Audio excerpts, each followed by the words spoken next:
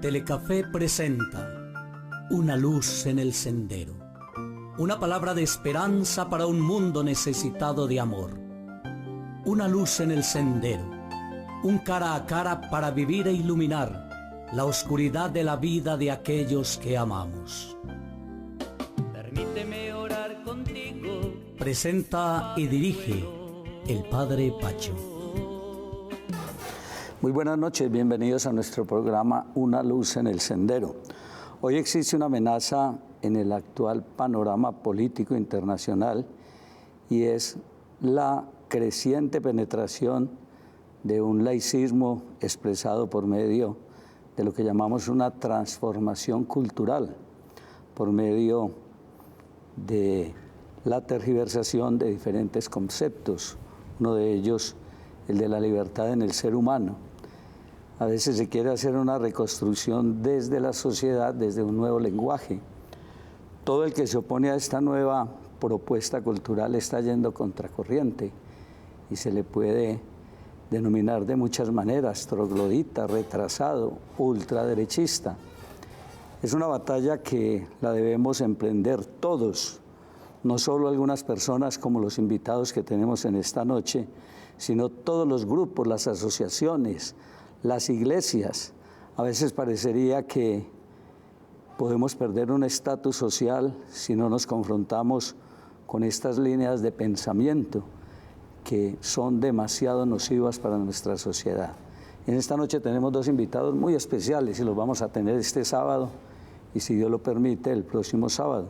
Agustín Laje, que es politólogo, conferencista argentino, coautor del libro Negro de la Nueva Izquierda, otras obras como Los mitos setentistas, con estudios en ciencias políticas, magíster en filosofía por la Universidad de Navarra.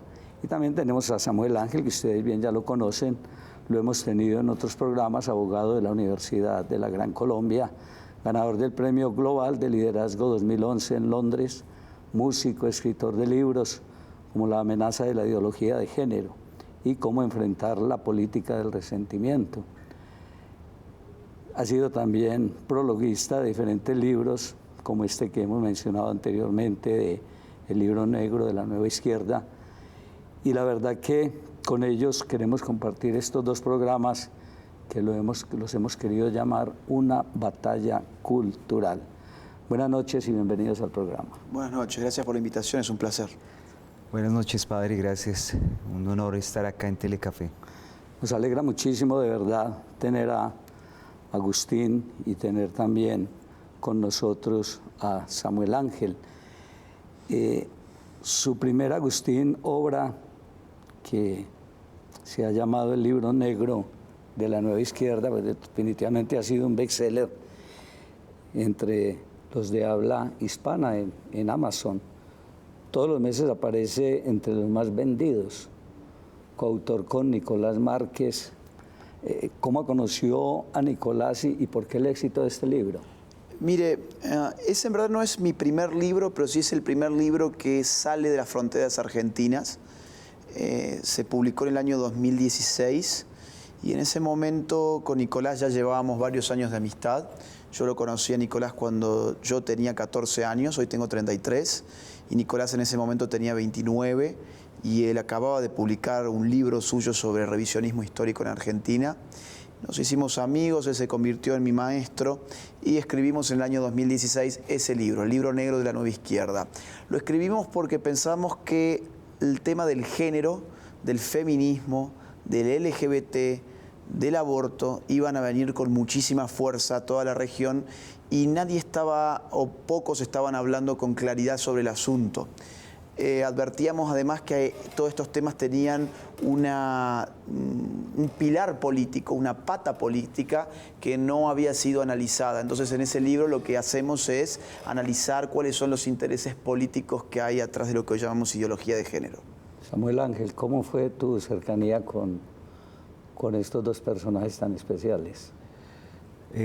Primero me conocí con Nicolás. Él fue a Bogotá a un evento en el cual una fundación que yo presidía en esa época participó y fue coorganizadora. Y fue por un libro del Che, sobre el Che Guevara que él escribió, que empezamos a dialogar, nos hicimos muy amigos y años después él me presentó a Agustín. Me lo presentó, me dijo: Agustín va a estar en Bogotá, te invito a que lo conozcas, a que sepas de él, a que lo acompañes. Y así fue como nos conocimos ya hace varios años. En 2016. Sí, el tiempo pasa rapidísimo. Ese libro, Agustín, no deja de ser toda una investigación donde usted se encarga primordialmente de la ideología de género y el feminismo, y Márquez cuestiona como ese homosexualismo ideológico, una crítica al feminismo de tercera ola y la ideología de género. Yo creo que son elementos que son bien considerados como una herramienta del marxismo cultural. Sí, lo que tratamos de mostrar, o lo que traté de mostrar en esa parte, es que lo que hoy llamamos ideología de género no era algo nuevo. Más aún, no solamente no era nuevo, sino que dependía de viejas feministas que ya no estaban aquí vivas. El caso más emblemático de todos es el de una filósofa francesa llamada Simone de Beauvoir, actualmente enseñada en todas las universidades. Uno de sus libros, titulado El segundo sexo, es el que marca el hito dentro del feminismo, porque ella allí va a argumentar diciendo lo siguiente: no se nace mujer, llega una a serlo. Eso genera un punto de inflexión en el feminismo y a partir de ahí aparece la ideología de género. ¿Por qué? Porque la característica fundamental de la ideología de género es que le deja al ser humano sin ninguna base natural. Según la ideología de género, la sexualidad constituye una identidad que está más allá del cuerpo de uno. Uno no está determinado por su cuerpo, por su biología, sino que la identidad es fluida, es líquida. Yo hoy puedo levantarme sintiéndome una mujer y eso me hace ser una mujer. Mañana quizás me vuelvo a sentir un hombre y eso me hace sentir un hombre. Y todo esto, insisto, parte de una idea, que es: no se nace mujer, llega a serlo. Y es una idea totalmente falsa. Esto el público le tiene que quedar muy claro. No es que no se nazca mujer, llega a nacerlo, es que somos hombres o mujeres antes de haber nacido. Esto ya lo sabe la ciencia más avanzada. Por ejemplo, la genética ya sabe claramente que la sexualidad se configura en el momento mismo de la concepción. ¿Por qué? Porque allí aparece un nuevo individuo de la especie humana. Habitualmente tienen 46 cromosomas y uno de ellos va a indicar la pertenencia sexual. Es decir, va a haber una codificación. Ustedes imagínense como si fuese un programa de la computadora. Está codificado, ¿no? Y hay un código en uno de esos cromosomas que desde el momento 1 va a indicar: esto es un hombre o esto es una mujer. Y ese código va a desplegar en ese individuo una serie de procesos biológicos que lo van a formar como hombre o como mujer ya desde el vientre materno. Con lo cual nos estamos enfrentando a una ideología totalmente anticientífica que tiene una particularidad, y es que les hace sentir a los creyentes, a las personas de fe, de que ellos son los equivocados, que ellos son los fanáticos, que ellos son los fundamentalistas, cuando en verdad el dogma de la ideología de género es insostenible. Es una, y perdón que use esta expresión, es una burrada. No resiste el análisis científico moderno. Entonces, es una desgracia que en las universidades hoy este marxismo cultural que usted menciona recién, que yo lo llamo más bien nueva izquierda, haya penetrado tan fuerte y que esté enseñándole a los jóvenes que ese dogma fantasioso es una verdad incuestionable. Cuando uno escucha a Agustín hablar de esta manera, descubre que este pensamiento donde se defiende de manera clara algunas verdades, porque se cataloga de ultraderechista, de antifeminista, incluso de una palabra que utilizábamos y que hablábamos usted y yo, y que no está dentro de la presentación que hacen aquellos que manejan nuestra gramática, como es que nos traten de homofóbicos. Sí, la verdad es que todo esto que menciona Agustín ha desplegado toda una batalla semántica, una guerra del lenguaje, donde con el lenguaje todos hablamos del poder que tiene la palabra, y la palabra ha venido dándole forma a nuestra sociedad en el sentido de que aquellas cosas que no son reales, que son insostenibles, y repitiendo la palabra que dijo Agustín, que son burradas, se han convertido en dogmas de fe laicistas. Es decir, una sociedad laicista nos puso otra tabla de mandamientos que nadie puede rebatir, supuestamente, que hacen parte de la academia hoy en día, que se le enseñan a los jóvenes en todas las universidades de Occidente y que ha venido cogiendo cada vez más terreno porque ya bajó a los colegios. Y desde la más tierna infancia, esto que menciona Agustín se volvió parte de la cátedra y está haciendo que lo lógico sea una mentira, digamos, para estos grupos, y que si un niño defiende el que un hombre es un hombre o una mujer es una mujer, puede ser reprobado en su colegio, puede ser reprobado en su universidad, porque no se puede decir que sea mentira esto. Entonces, nos dicen, como usted menciona, padre, homofóbicos, que cuando usted me dice, bueno, ¿y qué es homofobia? Pues uno diría tal vez una fobia al hombre, y resulta que anoche hacíamos el ejercicio en una conferencia diciéndole a la gente, voy a detenerlos a todos, voy a paralizarlos a ustedes son unos homofóbicos. Y hay gente que hoy en día se aterra, ¿no? Se asusta, dice, yo quiero a todo el mundo, yo amo a todos, yo no soy eso, porque la carga que se le ha dado de significación a estas palabras es tal que la gente se aterra, porque ese dogma laicista nos ha invadido y condiciona nuestro comportamiento. No nos podemos salir de ahí, supuestamente. Condiciona todas las libertades, la libertad de expresión, la libertad de culto, la libertad de ejercer inclusive la medicina como se debe ejercer según el juramento hipocrático. Entonces hay una reconfiguración de la sociedad, de la rama judicial, de la educación completa, increíblemente a base de esta guerra semántica, de esta modificación del contenido de las palabras. Recogiendo una frase de Márquez, decía que la homofobia es una construcción idiomática de carácter peyorativo para desacreditar a todo aquel que opine que un hombre vestido de mujer no es una mujer. Yo los invito para que vamos a un primer pequeño receso y sigamos con este programa tan interesante. Permíteme orar contigo. Permíteme orar contigo. Uno de los conceptos que tienes frente a el tema del comunismo es que este no ha muerto. Con la caída de la Unión Soviética en los 90, que la izquierda simplemente se desplazó de la economía a la cultura. ¿Eso es real? Mire, a partir de la segunda mitad del siglo XX, los marxistas van a sufrir en los países capitalistas avanzados grandes derrotas, porque van a empezar a ver cómo las clases obreras, sobre las cuales ellos depositaron todas sus esperanzas revolucionarias, lejos de sumarse a guerras de guerrillas guevaristas, castristas o leninistas, esas clases obreras se integraban al sistema capitalista y estaban cada vez más interesadas en comer una hamburguesa de McDonald's en lugar de internarse en la selva a disparar un fusil. Esto, por supuesto, no tiene lugar especialmente en América Latina, pero sí que lo tiene, por ejemplo, en Estados Unidos.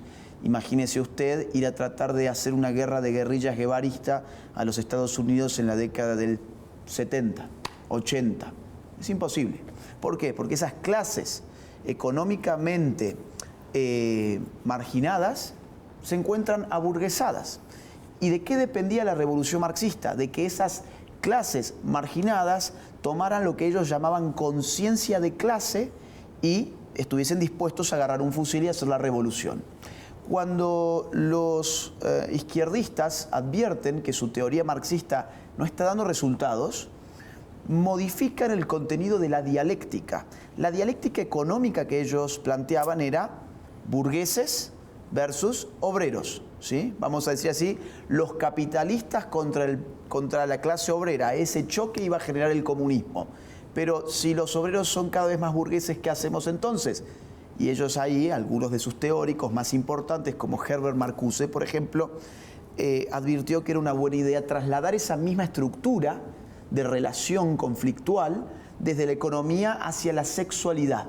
Y si antes le decían a los obreros, oiga obrero, usted está siendo explotado por el capitalismo a través de su patrón, ahora se le dirá a la mujer, oiga mujer, usted está siendo oprimida por el hombre a través del patriarcado. Oiga homosexual, usted está siendo oprimido por el heterosexual a través del sistema heteronormativo. Es la misma forma del conflicto, solamente que hubo un desplazamiento desde el asunto económico al asunto cultural y dentro del cultural el sexual sobre todas las cosas. Siguiendo el planteamiento de Agustín Samuel, esos como viejos principios socialistas de lucha de clases, materialismo dialéctico, que alguna vez lo estudiábamos, revolución proletaria, violencia guerrillera, son como reemplazados por nuevos términos. Yo escucho algunos términos como indigenismo ecológico, garantismo jurídico, feminismo radical, libre disposición del cuerpo. Todos estos términos confunden o crean un nuevo estilo cultural. La verdad es que las izquierdas han sido muy sabias en identificar los puntos donde pueden conflictuar a la sociedad.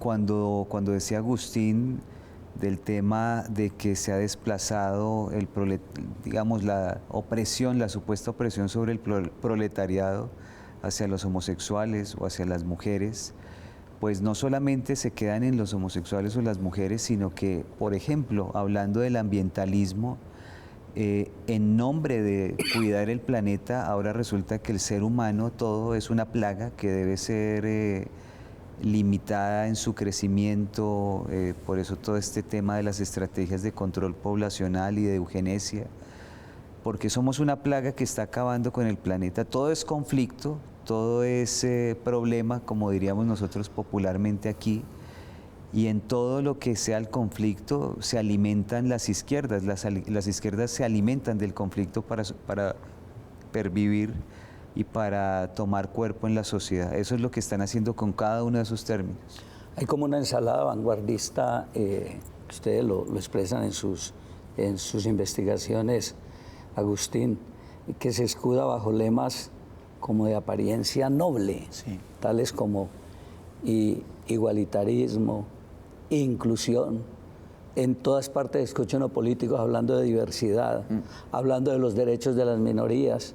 Es como una nueva estrategia como para canalizar el odio por medio de grupos marginales, como capturar, como adoctrinar, con el fin de llevarlos a que vivan por una causa especial. Mire, son conceptos abstractos con los que juegan, no les dan ningún contenido concreto y la gente piensa que está frente a un contenido concreto cuando escucha la palabra inclusión. ¿Qué significa inclusión? En sí mismo es una forma, no hay ningún contenido concreto en esa palabra. Hubiera un contenido concreto si se dijera, habría un contenido concreto si se dijera, ¿a quién voy a incluir? Vamos a poner un ejemplo. Yo quiero la inclusión, eso no me dice nada. Es decir, saquémonos de la cabeza ese tipo de términos por no significar nada. A mí me tienen que decir a quién quieren incluir, en dónde lo quieren incluir, cómo lo quieren incluir y cuándo lo quieren incluir.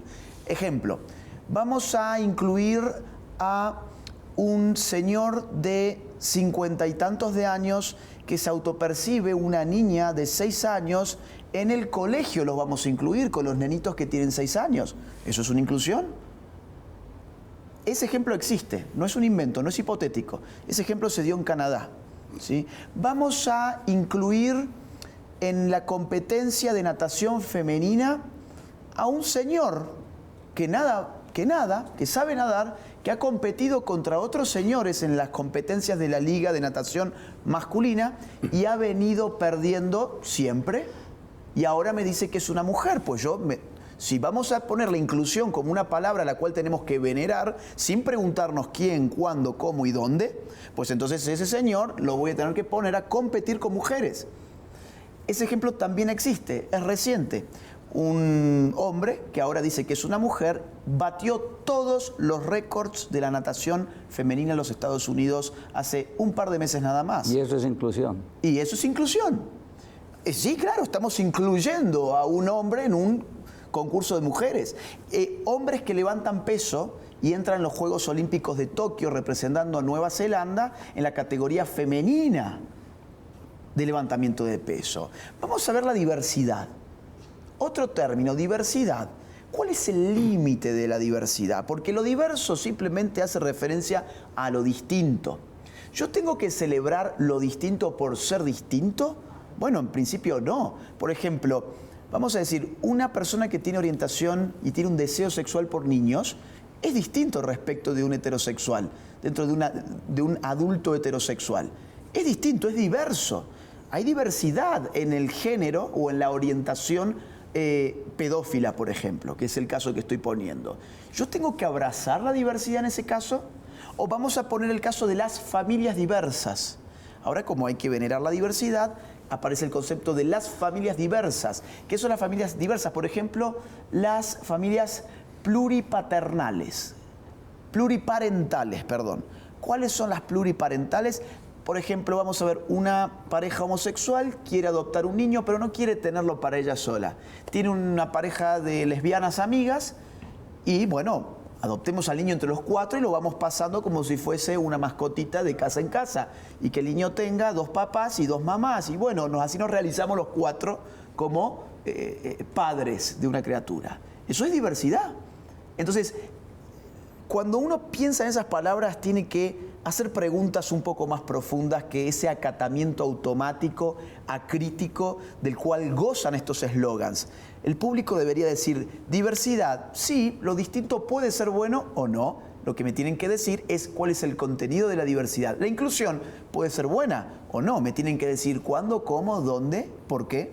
Estamos convencidos que es una estrategia de alienación, de rebajar el pensamiento y las posibilidades del ser humano, de reducir la posibilidad crítica de crecer y de mejorar. Es decir, nos han mutilado la posibilidad del discernimiento, de la discriminación. Si usted no discrimina, hace un momento me pasó en el almuerzo que se me fue una pieza de estas alimenticias por mal camino, como decimos, casi me ahogo. Si yo no discrimino qué es lo que como, pues me muero. Y aquí nos mutilaron la posibilidad de discriminar y de saber qué es arte, por ejemplo, qué tiene un valor estético. Y lo mismo en las escuelas con lo que le están enseñando a los niños, con la academia en general, transversalmente. Ahí es donde nosotros estamos haciendo un llamado para que los padres de familia estén sobre sus hijos, viendo qué es la basura que le están enseñando, porque realmente es basura, y están alienando y adoctrinando y no enseñando y haciendo crecer todas estas posibilidades que tiene el ser humano. Ya estamos cerrando el primer programa, Agustín, agradeciéndoles por acompañarnos. Nos queda un minuto. ¿Estamos realmente ante una batalla cultural? Estamos frente a una batalla cultural porque se está modificando la conducta del hombre a través de la modificación de su entorno cultural. En una batalla cultural lo que se procura es el control sobre elementos culturales tales como las normas, las costumbres, los lenguajes, los valores, las creencias, las tradiciones, las historias. Y ocurre que la conducta humana está atravesada por la cultura humana. Claro, que la conducta humana está atravesada por la cultura humana. Por la cultura. Entonces, si yo modifico los valores de las personas, ¿qué modifico? Sus conductas. Si yo modifico las creencias de la persona, modifico su conducta. La cultura hoy es el botín favorito del poder y hay batallas culturales en torno a ellas. Quiero invitarlos para el próximo sábado para que me acompañen en este segundo programa de Una Batalla Cultural. Muchas gracias por acompañarnos. Gracias. A ustedes invitarlos para que nos acompañen mañana a las 7 de la mañana por este mismo canal, La Santa Misa. Y los espero el próximo sábado con la segunda parte de este tema tan interesante, Una Batalla Cultural. Una feliz noche para todos. Una luz en el sendero. Una palabra de esperanza para un mundo necesitado de amor. Una luz en el sendero. Un cara a cara para vivir e iluminar la oscuridad de la vida de aquellos que amamos. Permíteme orar contigo. Presenta y dirige el Padre Pacho.